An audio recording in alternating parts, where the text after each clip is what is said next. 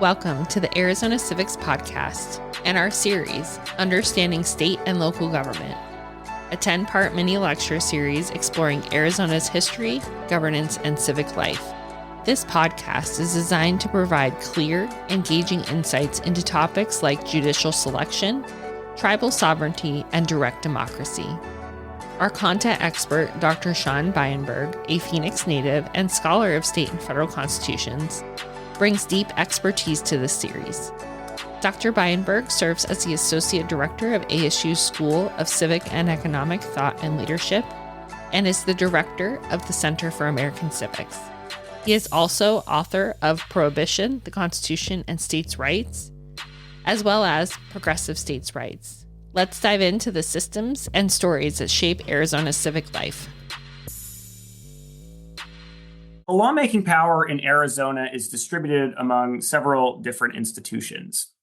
Like most state legislatures and like the United States system, the primary source of lawmaking is the legislature. So in Arizona, that is 30 members of the state Senate and 60 members of the House of Representatives. They use district lines, which are basically the same for both, unlike in other states where, for example, a Senate district would be carved into two separate House districts. So Arizona, all the district lines in the legislature are the same. And those houses propose bills. Both houses have to pass a bill for it to become law. Again, very similar to the way that the U.S. Constitution and most state constitutions operate. But beyond that, Arizona uses a significant element of direct citizen lawmaking. And they make a point of this in emphasis in Article 4 of the Arizona Constitution, which spells out the legislative process. They say, quote, "The legislative authority of the state shall be vested in the legislature, consisting of a Senate and a House of Representatives, but the people reserve the power to propose laws and amendments to the Constitution, and they reserve for use at their own option the power to approve or reject at the polls any basically item of the legislature." So it is to say the drafters of the Arizona Constitution made quite explicit that this was a power that was ultimately retained, that lawmaking power ultimately is lodged in the citizenry, even if it is in some sense delegated to the legislature. So it's a striking note of sort of political emphasis. And so we see this play out in the initiative and the referendum. The initiative is the process by which citizens can draw up their own bills. They can circulate signature, demonstrate there's enough support for this for it to be considered and proposed. If they're able to secure the sufficient number of signatures, then it is placed on the ballot for the citizens of the entire state to approve or reject as a possible new law. So in a sense, the initiative is the ability of the citizens to write their own law. The flip of that, or the complement of that, is the referendum, which is the ability of the citizens to approve or block a law that has been passed by the legislature. So if the legislature proposes a bill, passes both houses, citizens have the ability to collect signatures and say, we don't really want that law. Put that on hold for a little bit while they go through the signature gathering process. And if they get sufficient number of signatures, the law is paused in its implementation and it goes to the next election in which the citizens will then say, yes, we're actually okay with that bill that the legislature proposed, or no, actually, we don't want that bill to be the law in the state of Arizona. So citizens have the ability both to directly make a law and to directly block a law. Now, folks who grew up in Arizona might find this pretty normal, and in many of the Western states it is, but it's worth emphasizing that this ability to directly make or block laws was quite controversial in the American constitutional tradition. There were many folks at the time of Arizona's founding during the progressive era, as other states were experimenting with this, who argued that such direct democracy was not only a bad idea, but even unconstitutional. And their argument was that the U.S. Constitution guarantees to every state a, quote, Republican form of government, in this, which they interpreted as requiring basically electing people to then make the laws, execute the laws, et cetera, rather than direct citizen lawmaking. So they understood that phrase to be a conflict with a direct democracy.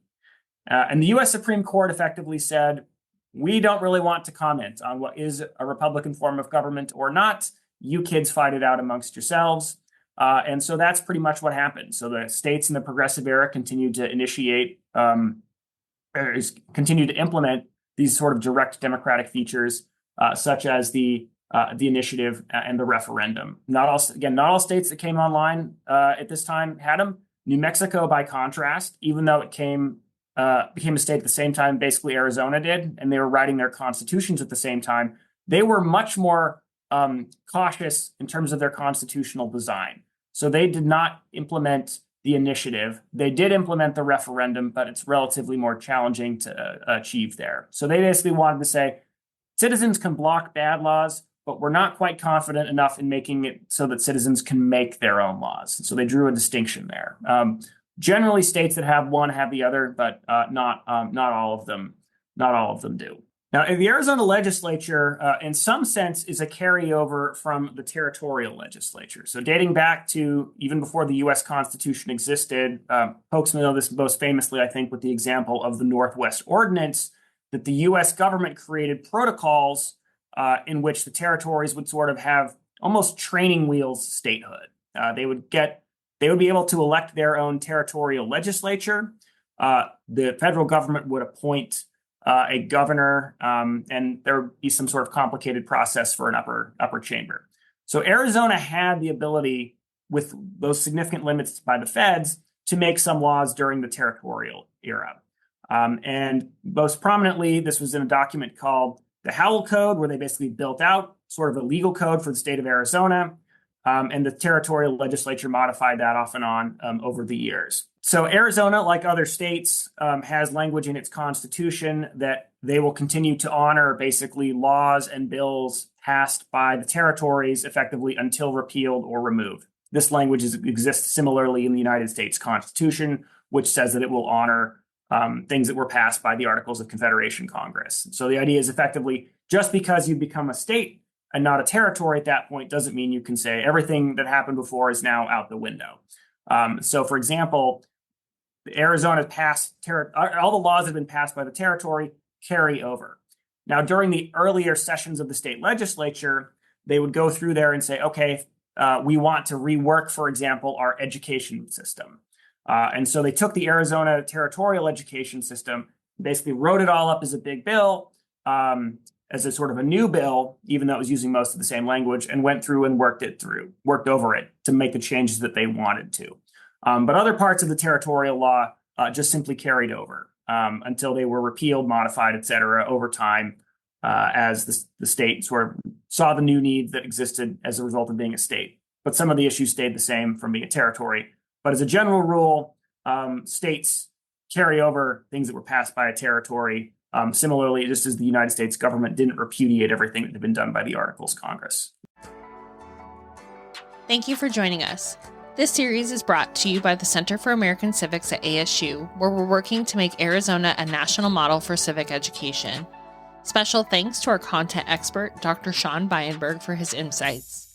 Follow us on social media to stay connected and share your thoughts. We are on social media at ASU Civics on pretty much every platform. Don't forget to check out the show notes for any relevant links. Stay curious, stay engaged, and keep learning.